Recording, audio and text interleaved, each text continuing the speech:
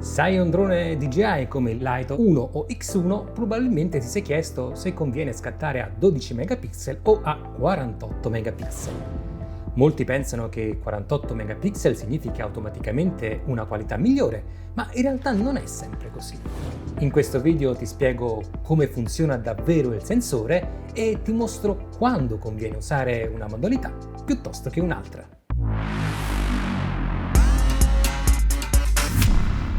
La differenza principale è la quantità di dettaglio.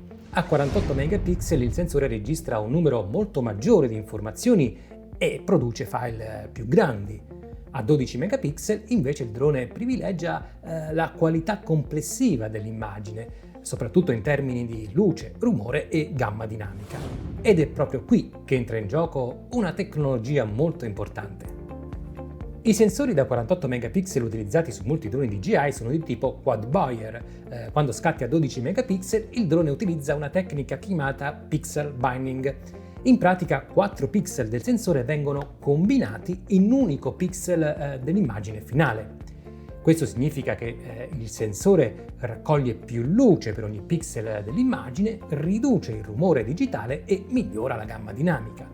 La cosa importante è che il sensore rimane sempre da 48 megapixel, non viene utilizzato solo un quarto del sensore. È il processore che combina le informazioni di 4 pixel adiacenti per creare un pixel finale più robusto. Per questo motivo, nella maggior parte delle situazioni, la modalità 12 megapixel produce immagini più pulite e bilanciate, soprattutto quando la luce non è perfetta.